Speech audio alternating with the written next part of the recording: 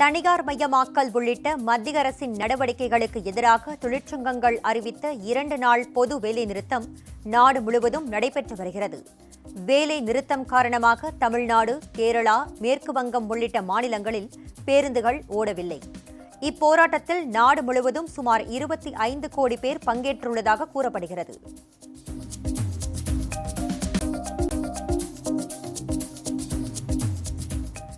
நாடு முழுவதும் நடைபெற்று வரும் தொழிலாளர்களின் வேலை நிறுத்த போராட்டம் காரணமாக மேற்கு வங்கம் மற்றும் கேரளாவில் மக்களின் இயல்பு வாழ்க்கை பாதிக்கப்பட்டுள்ளது. மேற்கு வங்க மாநிலத்தில் பெரும்பாலான இடங்களில் பேருந்துகள் முற்றிலுமாக இயக்கப்படவில்லை. கொல்கத்தாவில் உள்ள ஜாவத்பூர் ரயில் நிலையத்தில் தொழிற்சங்கத்தினர் ரயில்களை முற்றுகையிட்டு ஆர்ப்பாட்டத்தில் ஈடுபட்டனர். இதேபோல் அங்கு பல்வேறு இடங்களில் தொழிற்சங்கத்தினர் போராட்டம் நடத்தினர்.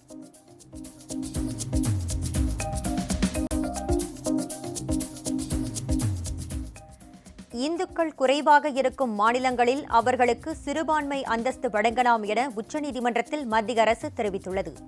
உச்சநீதிமன்றத்தில் தொடரப்பட்டுள்ள வழக்கு ஒன்றில் ஜம்மு காஷ்மீர், லட்சத்தீவு, மிசோரம், நாகாலாந்து, மேகாலயா, அருணாச்சல பிரதேசம், மணிப்பூர், பஞ்சாப் ஆகிய மாநிலங்களில் இந்துக்கள் மற்ற மதத்தினரை விட குறைவாக இருப்பதாக தெரிவிக்கப்பட்டுள்ளது.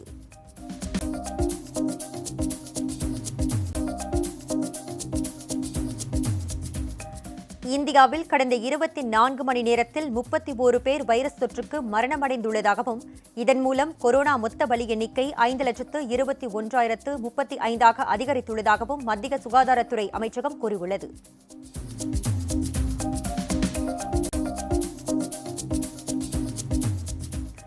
வாரத்தின் முதல் வர்த்தக நாளான இன்று இந்திய பங்குச்சந்தைகள் சரிவுடன் தொடங்கின.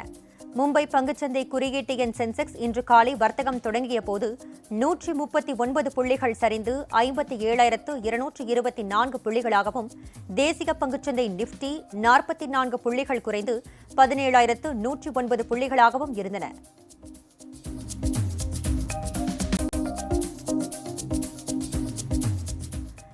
தங்கம் விலை சவரனுக்கு 216 ரூபாய் குறைந்து ஒரு சவரன் 38,608 ரூபாய்க்கு விற்பனை செய்யப்படுகிறது. ஆபரண தங்கம் விலை இன்று கிராமிற்கு 18 ரூபாய் குறைந்து சவரனுக்கு 216 ரூபாய் சரிந்துள்ளது. சென்னையில் 22 கேரட் ஆபரண தங்கம் 1 கிராம் 4,826 ரூபாய்க்கும், ஒரு சவரன் 38,608 ரூபாய்க்கும் விற்பனை செய்யப்படுகிறது.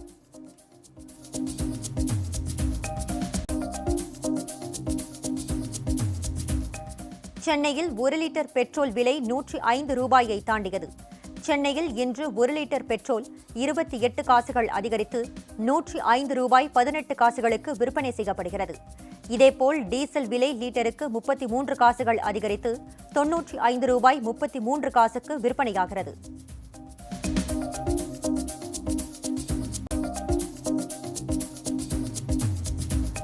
புதுக்கோட்டை மாவட்டம் கீரனூர் அருகே நடைபெற்ற ஜல்லிக்கட்டு போட்டியில் 1000 காளைகள் களமிறக்கப்பட்டன. தொண்டமான் நல்லூரில் செல்லாயி அம்மன் கோவில் திருவிழாவை முன்னிட்டு ஜல்லிக்கட்டு போட்டி நடைபெற்றது. வாடிவாசலில் இருந்து ஒன்றன் பின் ஒன்றாக சீறிப்பாய்ந்த காளைகளை 400 மாடுபிடி வீரர்கள் வீரத்துடன் எதிர்கொண்டு அடக்கினர்.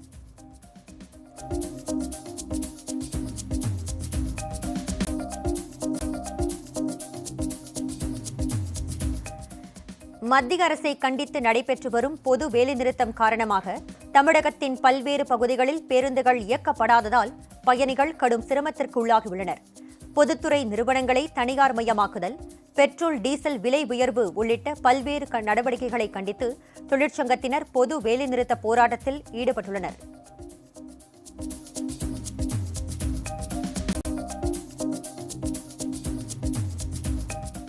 தமிழகத்தில் தொமுச, சிஐடியு உள்ளிட்ட தொழிற்சங்கத்தினர் வேலைநிறுத்த போராட்டத்தில் ஈடுபட்டுள்ளனர்.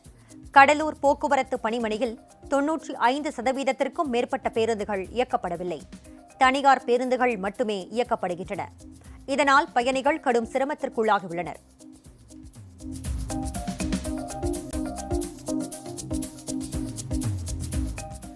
பொது வேலைநிறுத்தம் காரணமாக அரசு பேருந்துகள் இயக்கப்படாததால் சென்னை கோயம்பேடு பேருந்து நிலையத்தில் வெளியூர் பயணிகள் கடும் சிரமத்திற்கு உள்ளாகினர். தமிழக அரசு முறையாக அறிவிப்பு வெளியிட்டிருந்தால் பயணத்தை தவிர்த்திருப்போம் என்று தெரிவிக்கும் வெளியூர் பயணிகள் தனியார் பேருந்துகளில் கூடுதல் கட்டணம் வசூலிக்கப்படுவதாகவும் புகார் தெரிவித்துள்ளனர்.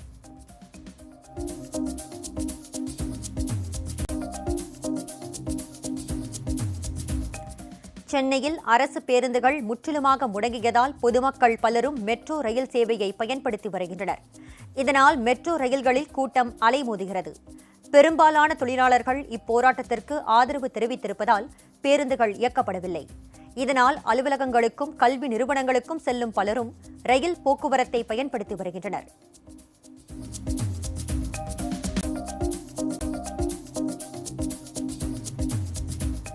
சென்னை அடுத்த பூந்தமல்லி பேருந்து நிலையத்தில் குறைந்த எண்ணிக்கையிலேயே பேருந்துகள் இயக்கப்படுவதால் பயணிகள் கூட்டம் அதிகமாக காணப்படுகிறது. போதிய எண்ணிக்கையில் பேருந்துகள் இயக்கப்படாததால் பலர் வீடுகளுக்கு திரும்பிச் சென்றனர்.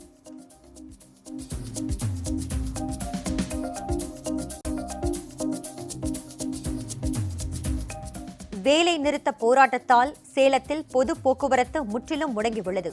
சேலம் புதிய பேருந்து நிலையம் மற்றும் பழைய பேருந்து நிலையத்தில் 95% அரசு பேருந்துகள் இயக்கப்படாமல் அந்தந்த பணிமனைகளில் நிறுத்தி வைக்கப்பட்டு உள்ளன. ஆட்டோ, கால் டாக்ஸியும் இயக்கப்படவில்லை.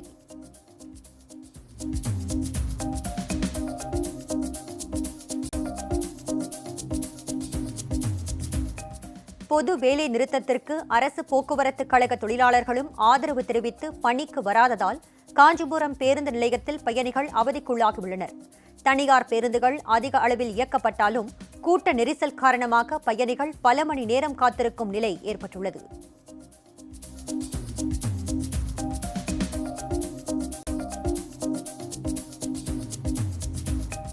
தூத்துக்குடி பேருந்து நிலையங்களில் இருந்து 40% அரசு பேருந்துகள் மட்டுமே இயக்கப்பட்டன. திருச்செந்தூர், திருநெல்வேலி உள்ளிட்ட முக்கிய நகரங்களுக்கு பேருந்துகள் இயக்கப்படாததால் பயணிகள் கடும் சிரமத்திற்குள்ளாகினர்.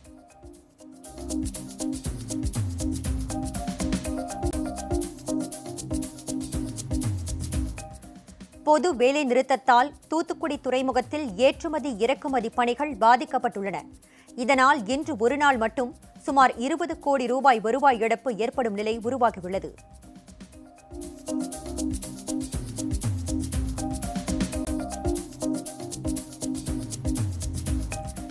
புதுக்கோட்டையில் அரசு பேருந்துகள் இயக்கப்படவில்லை. தனியார் பேருந்துகள் மட்டுமே இயக்கப்படுகின்றன. இதனால் வெளியூர்களுக்கு செல்ல முடியாமல் பயணிகள் தவித்து வருகின்றனர்.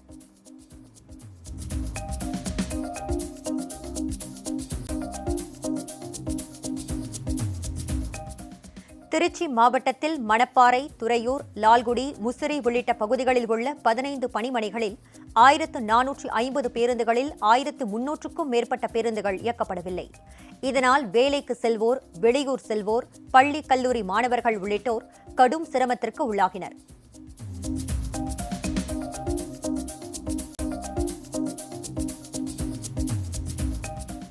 திருச்சி நவல்பட்டு பகுதியில் உள்ள துப்பாக்கி தொழிற்சாலை ஊழியர்கள் நுழைவு வாயில் முன் ஆர்ப்பாட்டத்தில் ஈடுபட்டனர். தொழிலாளர் அடக்குமுறை சட்டத்தை திரும்பப் பெற வேண்டும், பாதுகாப்புத்துறை தொழிற்சாலைகளை மீண்டும் அரசுத்துறை நிறுவனமாக மாற்ற வேண்டும் என அவர்கள் கோரிக்கை வைத்தனர்.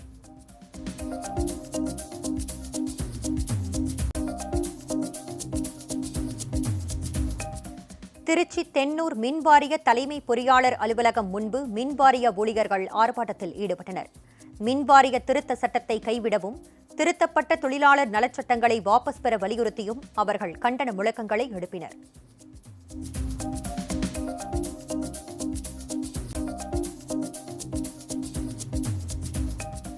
தூத்துக்குடி மாவட்டத்தில் 9 இடங்களில் தொழிற்சங்கத்தினர் சாலை மறியலில் ஈடுபட்டனர். மத்திய அரசை கண்டித்து அவர்கள் முழக்கங்களை எழுப்பினர். மாவட்டம் முழுவதும் போராட்டத்தில் ஈடுபட்ட 1200க்கும் மேற்பட்டவர்கள் கைது செய்யப்பட்டனர்.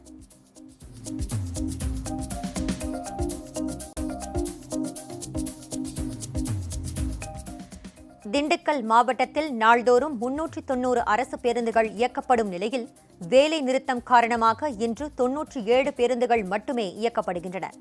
இதனால் தனியார் பேருந்துகளில் மக்கள் கூட்டம் அலைமோதுகிறது.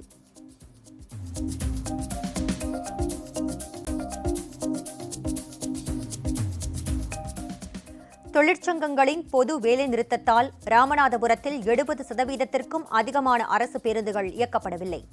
ராமநாதபுரம் பேருந்து நிலையத்தில் ஒரு சில தனியார் பேருந்துகள் மட்டுமே இயக்கப்படுகின்றன. பொது போக்குவரத்து சேவை நிறுத்தப்பட்டுள்ளதால் பயணிகள் கடுமையாக பாதிக்கப்பட்டுள்ளனர்.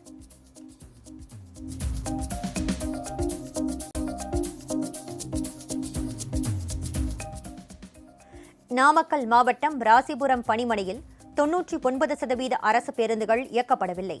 இதனால் பள்ளி மாணவர்கள், பணிக்கு செல்வோர், வெளியூர் பயணிகள் பேருந்து நிலையங்களில் கடும் சிரமத்திற்கு உள்ளாகினர்.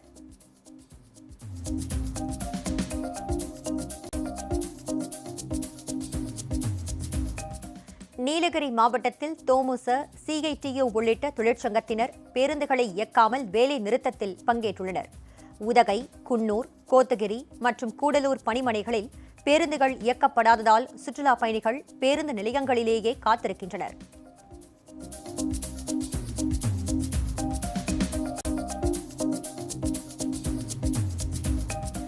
நெல்லை போக்குவரத்து மண்டலத்தில் மிக குறைந்த எண்ணிக்கையிலேயே பேருந்துகள் இயக்கப்படுகின்றன. பொது வேலைநிறுத்த போராட்டத்தால் சங்கரன் கோவில் அண்ணா பேருந்து நிலையம் வெறிச்சோடி காணப்பட்டது. அண்ணா பேருந்து நிலையத்தில் இருந்து பெரும்பாலான அரசு பேருந்துகள் இயக்கப்படாததால் பணிக்கு செல்வோர், பள்ளி, கல்லூரி மாணவர்கள் ஆகியோர் சிரமத்திற்குள்ளாகினர்.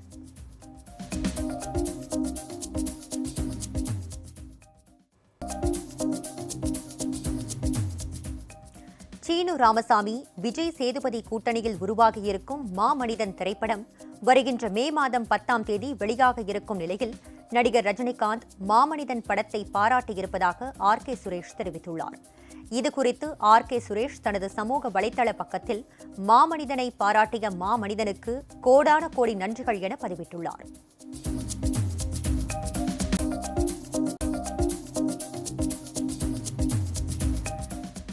ஐந்து லட்சம் வெளிநாட்டவர்களுக்கு இலவச சுற்றுலா விசா வழங்க மத்திய அரசு முடிவு செய்திருப்பதாக சுற்றுலாத்துறை இணையமைச்சர் திரு கிஷன் ரெட்டி கூறியுள்ளார். இந்தியாவில் கொரோனா பரவல் கட்டுக்குள் வந்ததை அடுத்து 2 ஆண்டுகளுக்கு பிறகு சர்வதேச விமான சேவை முழு வீச்சில் தொடங்கியுள்ளது. இந்நிலையில் சுற்றுலாத்துறையை மேம்படுத்தும் நோக்கில் வெளிநாட்டவர்களுக்கு இலவச சுற்றுலா விசா வழங்க மத்திய அரசு முடிவு செய்துள்ளது.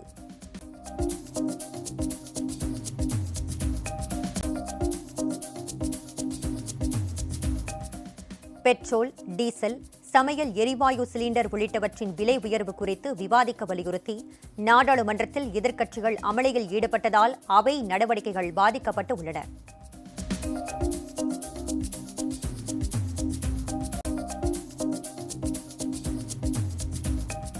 செல்போன் அழைப்புகளின் போது வரும் கொரோனா விழிப்புணர்வு காலர் டியூனை ரத்து செய்வது குறித்து மத்திய அரசு பரிசீலனை செய்து வருகிறது. இந்த மாதத்துடன் கொரோனா கட்டுப்பாடுகள் அனைத்தும் முழுமையாக விலக்கிக் கொள்ளப்படுவதாக மத்திய அரசு கடந்த வாரம் அறிவித்தது. இதையடுத்து செல்போன் அழைப்புகளின் போது வரும் கொரோனா விழிப்புணர்வு காலர் டியூன்கள் விரைவில் ரத்து செய்யப்படலாம் என எதிர்பார்க்கப்படுகிறது.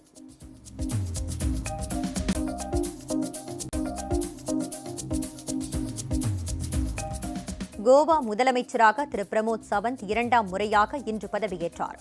அவருக்கு ஆளுநர் திரு ஸ்ரீதரன் பிள்ளை பதவி பிரமாணம் செய்து வைத்தார். பதவியேற்பு விழாவில் பிரதமர் திரு நரேந்திர மோடி, பாஜக தேசிய தலைவர் திரு நட்டா, பாதுகாப்பு அமைச்சர் திரு ராஜ்நாத் சிங் உள்ளிட்டோர் கலந்து கொண்டனர்.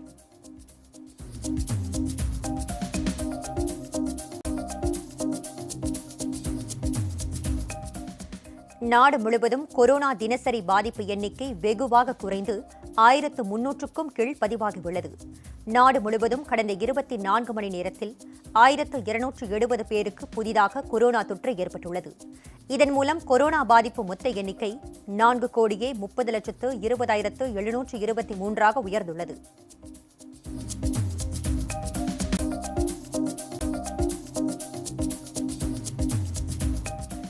மதுரை மாவட்டத்தில் போக்குவரத்து துறை, வருவாய்த்துறை, மின் வாரியம், குடிநீர் வாரியம், வங்கி ஊழியர்கள் சங்கம், அங்கன்வாடி, தபால், பிஎஸ்என்எல் உள்ளிட்ட அனைத்து துறை பணியாளர்கள் சங்கங்களும் போராட்டத்திற்கு ஆதரவு தெரிவித்துள்ளன. மாவட்டத்தில் 1800 அரசு பேருந்துகளில் 30% பேருந்துகள் மட்டுமே இயக்கப்படுகின்றன.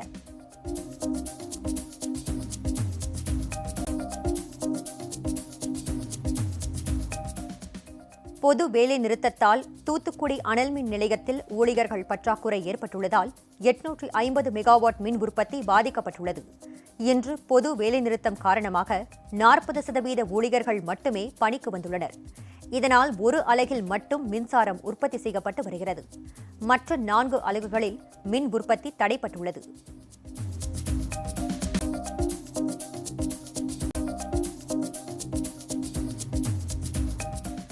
மத்திய அரசை கண்டித்து தமிழகத்தின் பல்வேறு பகுதிகளில் தொழிற்சங்கத்தினர் பேரணி மற்றும் ஆர்ப்பாட்டத்தில் ஈடுபட்டனர். சென்னை வள்ளுவர் கோட்டத்தில் இந்திய வங்கி ஊழியர்கள் சங்கம் சார்பில் ஆர்ப்பாட்டம் நடைபெற்றது.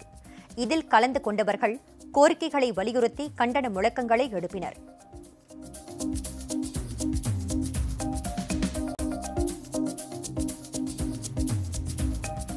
சேலம் காந்தி ரோடு பகுதியில் உள்ள எல்ஐசி கோட்ட அலுவலகம் முன்பு எல்ஐசி ஊழியர்கள் சங்கத்தினர் ஆர்ப்பாட்டத்தில் ஈடுபட்டனர். எல்ஐசியின் 5% பங்குகளை தனியாருக்கு விற்கக்கூடாது, பொதுத்துறை நிறுவனங்களை தனியாருக்கு விற்பனை செய்யும் முடிவை கைவிட வேண்டும் உள்ளிட்ட முழக்கங்களை அவர்கள் எழுப்பினர்.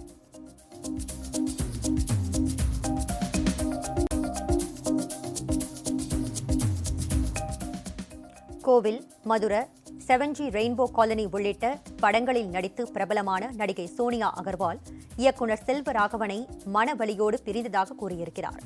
அவர் அளித்துள்ள பேட்டியில், திருமணம் செய்து கொள்ளும்போது மகிழ்ச்சியாக இருந்ததாகவும், ஆனால் விவாகரத்து செய்யும் போது மனவலியோடு பிரிந்ததாகவும் குறிப்பிட்டுள்ளார்.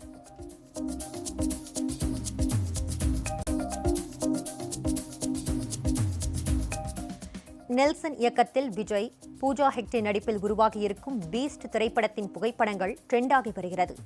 இந்நிலையில் பீஸ்ட் படத்தின் அன்சீன் ஸ்டில்ஸ் வெளியாகி ரசிகர்களை கவர்ந்து வருகிறது. இதனை அதிகாரப்பூர்வமாக படக்குழு வெளியிட்டுள்ளது. இந்த புகைப்படங்களை ரசிகர்கள் சமூக வலைதளத்தில் ட்ரெண்டாக்கி வருகின்றனர்.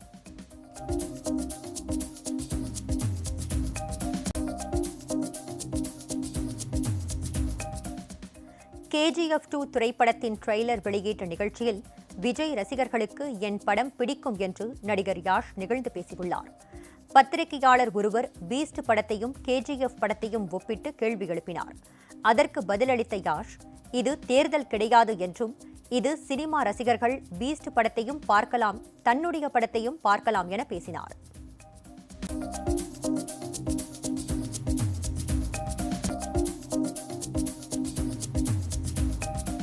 பிரபல இசையமைப்பாளர் AR ரஹ்மான் மூப்பில்லா தமிழே தாயே என்ற புதிய பாடலை உருவாக்கி வெளியிட்டிருக்கிறார். மார்ச் 24ஆம் தேதி துபாய் எக்ஸ்போவில் ரஹ்மானின் கச்சேரியில் காட்சிப்படுத்தப்பட்ட இந்த பாடலை தற்போது யூடியூப் சேனலில் வெளியிட்டிருக்கிறார்கள். மூப்பில்லா தமிழே தாயே பாடல் யூடியூபில் முதலிடம் பிடித்து சாதனை படைத்துள்ளது.